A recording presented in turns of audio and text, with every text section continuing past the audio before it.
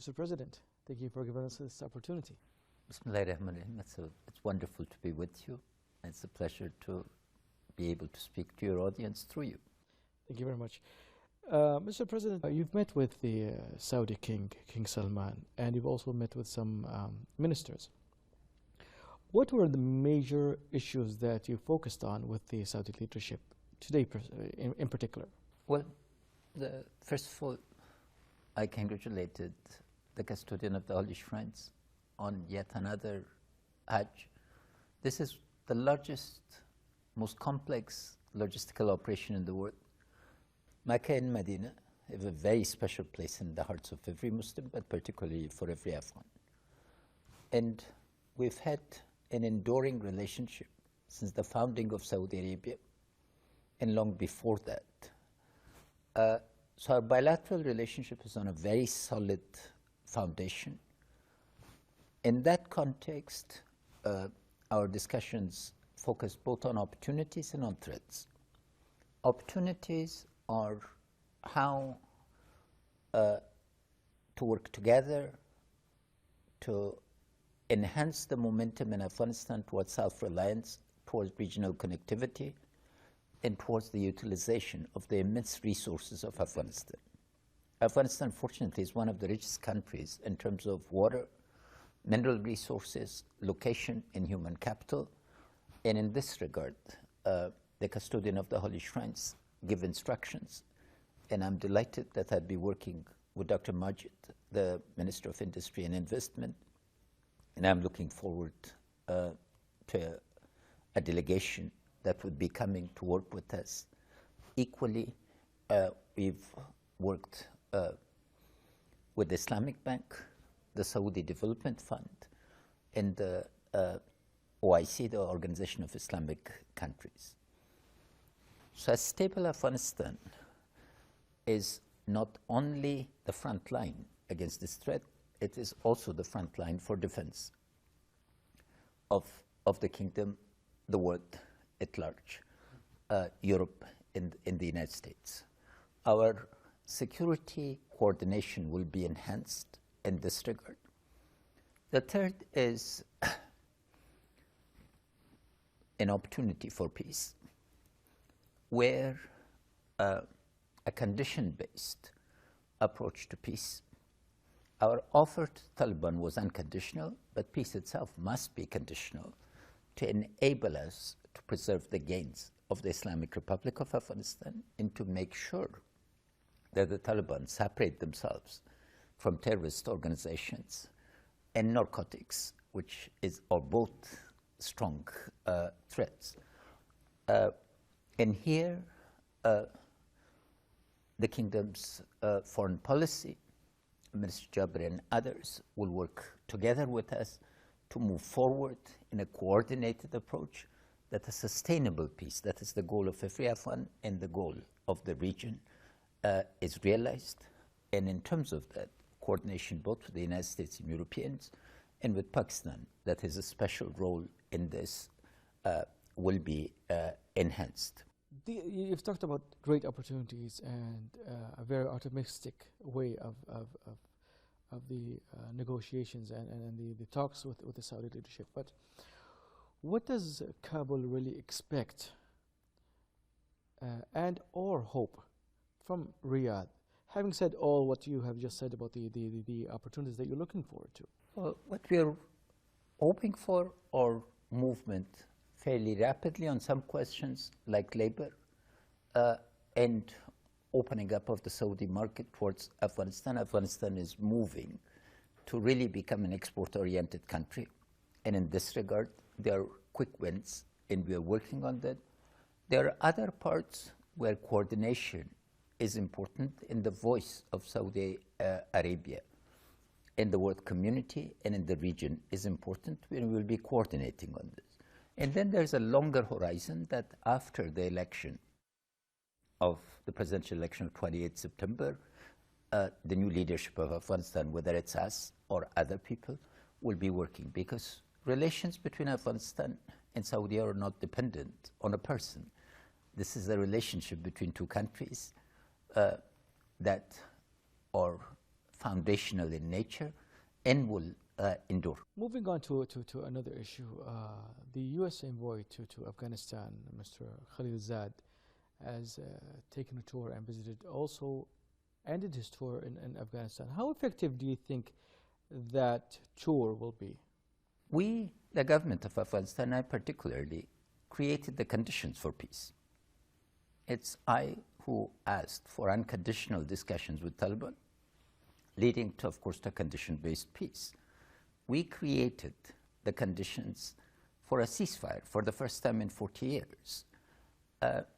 USF, and we persuaded President Trump and the United States to support peace. Before of this, my predecessor said 13 conditions on beginning of talks, and the United States had many conditions. This is because the overwhelming majority of the Afghan people want peace. But peace has to be sustainable. The discussions on the first round between Ambassador Khalil Zad and Taliban are to persuade them to discuss the issues that pertain to the United States priorities. The second round of discussions will be between Taliban and the government of Afghanistan. And there we will be talking in earnest about how to both integrate the Taliban, but also to understand that they are a minority, and the government and the people of Afghanistan constitute the majority. It's a discussion that is it's still at the mid-stage, and to take stock of a mid-stage, we need to be both optimistic, but also careful to make sure that the outcome that we are seeking is achieved. Mr. President, why do I get a feeling, maybe I'm wrong, that you as the Afghani government fear of neglection, to be neglected if there is talks between the Americans and the Taliban? No, we are not. On the contrary, peace cannot come without the government of Afghanistan speaking directly to the Taliban, or Taliban talking directly to us. Do you think a single one of their prisoners can be released without my signature? Do you think they can come to Kabul without us welcoming them? Don't you think it will turn to be a American Taliban No, it's impossible. Look, we're the legitimate government of Afghanistan. We have nothing to fear but fear itself. And we are not fearful. Do you see me shaking? Of course not. No, because why am I not shaking? Because our security forces are performing brilliantly in the field. We are not a defeated army. We are not a defeated police or defeated intelligence. In the battlefield, we have not lost. So we are not suing for peace. We are seeking peace out of conviction, not out of defeat. And the request for reduction of numbers of American troops came from me in January in a letter to President Trump. We agree with President Trump that the expenses of the American presence in Afghanistan should be reduced. And this can now be reduced because we have significantly reformed our security forces, and they are able to, in terms of enablers and support. That relationship is based on mutual interest. Afghanistan, the presence of the international community in Afghanistan has been welcome, it's been essential, but it's not a free gift. We sacrifice more than anybody else, both for our freedom, but also for global security. Now, going back to the talks between the Afghan government and Taliban, the Americans and Taliban, how far do you think Taliban will be committed really to any agreement that comes out of the talks between, whether it's the Afghani government, official government, or the American talks with the Taliban? How far do you think they'll be committed? That's the billion-dollar question, isn't it? It's not who is committed and who's not. It's how talks are conditioned. Trust and verify. We need to take a jump of faith because our people demand peace. The Taliban are not a positive power. They're a negative power. They derive their power from killing civilians, from attacking hospitals, schools, universities. But this price is too high. the blood as the president of Afghanistan. I'm president of all of Afghanistan. I don't differentiate between a child or a woman or non-combatant civilian as to whether it's Taliban or otherwise. The society wants an end to this. We've seen 40 years of conflict. So as a result of this, we held our Lower Jirga, our Grand Assembly, 3,200 men and women, and more than 30% of them women for the first time, from all walks. And they instructed me to go solve the problem. Talks are essential in order to put an end to conflict. But how do we trust it be specific conditions that need to be put? Because the society is making a huge step to reintegrate the Taliban, and it's fault. Taliban are different from transnational terrorist organizations because they're Afghans, in essence. But the choice is going to come, each Talib must choose. Will they prefer their homeland over these international ties? These are difficult decisions for them. Time will tell if they move forward with conviction and with courage, the way we are doing, then there can be the right outcome. If they don't, then unfortunately, there will be loss of trust and the consequent loss of opportunity that we will have to cope with. Now, Mr. President, interesting you said that you are the president of all Afghanistan. Now, how do you challenge the acquisition that says that the president or the Afghani government only rules Kabul and has no actually power on the rest of Afghanistan? So the president is only in Kabul. No, well, it's a fantastic question. That they used to tell of my predecessor that he was mayor of Kabul because he didn't travel. You know, I've just completed my 74th trip to the provinces of Afghanistan. Is there a single province of Afghanistan that is run by Taliban? That's my answer. I've been 74 times in the last 5 years to the provinces. The Afghan army. Is there a single province of Afghanistan that the Afghan army is not present? That the Afghan administration, a governor is not present? Judges are not present? Services are not delivered? This is a methodology that was applied when we had over 130,000 international troops in the country. When I became president, the combat role of the international troops ended. Over 100,000 troops were withdrawn. Everybody was then saying, well, of course they will collapse. 100,000 troops from Taliban? Or No, from the international community. Over 100,000 Americans and other particular Americans were fighting in my country. During my predecessor's time, President Karzai's time, I took the responsibility for planning, designing the process where all these troops left by January 2015. And I became president. We have been able, who's doing the fighting? The Afghan security forces. Who's doing the dying? This is a mythology where, of course, you're dealing with a network. Taliban are not a government. They're a network and who are targeting civilians. They are in the spaces between people. So yes, they have a presence. They have a violent presence, but that presence does not mean that we are Kabul-bound. If we were Kabul-bound, I would not be able to have this intensive and extensive relationship with the provinces of the country. It's just interesting, Mr. President. You're saying that Taliban are not a government and they are aggressive, as you're saying, or harsh, as you're saying. Now, if the talks between Taliban and Americans, again, I'm sorry to actually come back to that issue again, but if the talks actually succeed and the Americans withdraw 5,000 troops, the Taliban will abandon Al-Qaeda, aren't you afraid that that will lead Taliban to power actually officially, being as the government of Afghanistan? No, because the system is a democracy. Will Taliban win an election? I'll challenge them today to come and join the election. If the people of Afghanistan vote for them, would be delighted to turn power to them. But I'm convinced that the people of Afghanistan will not vote for them. They are convinced that the people of Afghanistan will not vote for them. Why are they not accepting election?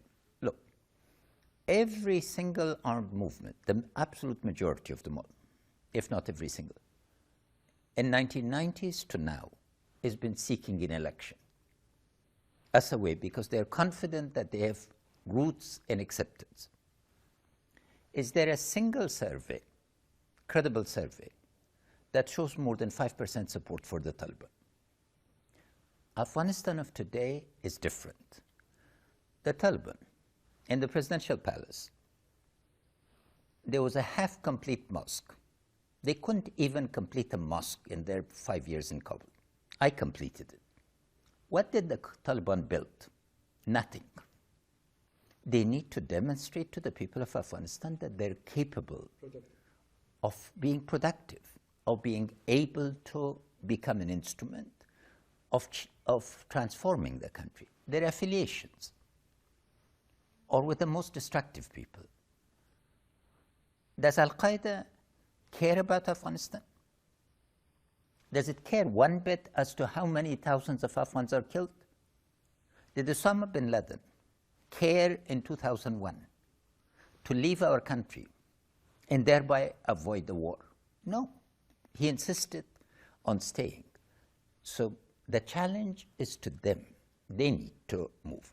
5,000 troops withdrawal will make no difference to us because the support structure is there, and we need to make sure. The key is all Afghans, throughout our history, we've not had international prisons.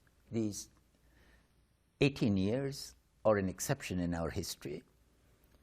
We need to arrive at a time-bound arrangement where we can secure. And the main reason the international troops are there is because the Taliban are perpetuating violence. So if we agreed, the reason for the major presence will come down, and then we can focus on the threat of terrorism. And if they join us in containing that threat, the sooner the need for international presence will disappear. Mr. President, in the last incidents of the wedding bombing that happened in Afghanistan, the government accused Taliban. Taliban denied any relations to the bombing, and ISIS actually admitted to be responsible of the bombing. Aren't you afraid that Afghanistan will be the next state for ISIS? There are threats, but the first thing, Taliban denial is not acceptable. They declared war on the election. They've declared war on the civilians. Without them helping ISIS at the beginning, there would be no ISIS in Afghanistan. Now they have fallen apart. Second, we need to look. Anybody can take responsibility. Does ISIS really have the capability of carrying these operations, or are there sections and elements within the larger Taliban coalition that are supporting ISIS? And the main question would be, what percentage of the Taliban are actually moving back and forth between ISIS and Taliban? These are questions that during negotiations, and particularly during verification of a peace agreement that we are determined to arrive, will need to be answered. Coming to the last question, Mr. President, now with all these negotiations and all these talks, the United States, the Afghani government, Saudi Arabia, and this tour that you're taking along, how do you like to see the roles of these mentioned governments and these countries in the future of Afghanistan, and what roles would you like them to play actually? We like to see them play two roles. One is to facilitate, create the conditions for direct talks between the legitimate government of the Islamic Republic of Afghanistan and the Taliban. And two, help in the verification of the agreements. And three, come together for a coalition, build a coalition for peace that can ensure that Afghanistan will be able to absorb this tremendous both opportunity but also challenge. We'll need if we want to finish the war, we'll need to absorb the refugee population of Afghanistan, both in Pakistan and in Iran. Both countries are having major economic difficulties. Life is becoming hard.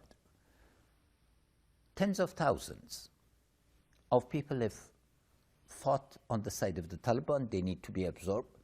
We need to end still. A significant number of Afghans suffer from poverty, illiteracy, bad health. And the most important, Afghanistan does have the resources to stand on its feet. We need partners for a limited period of time. And then the most significant thing would be to change from an aid-based society to an investment-based society. Regional connectivity, development of the energy resources of the country, the mineral resources of the country, the connectivity advantages that come from that. So we have a very positive agenda where our partners can come. And also, we are a 99.9% Muslim country who've contributed from the dawn of Islam to a great civilization, rediscovery of that civilization, consolidation of that. And the remaining threat, which is that of transnational terrorism and transnational drug cartels, would need to be faced jointly with us, and we are confident that we can face them jointly together. Mr. President, again, thank you very much for this interview. It's a pleasure. And giving Arabiya this great opportunity. Thanks to Arabiya for giving me this opportunity.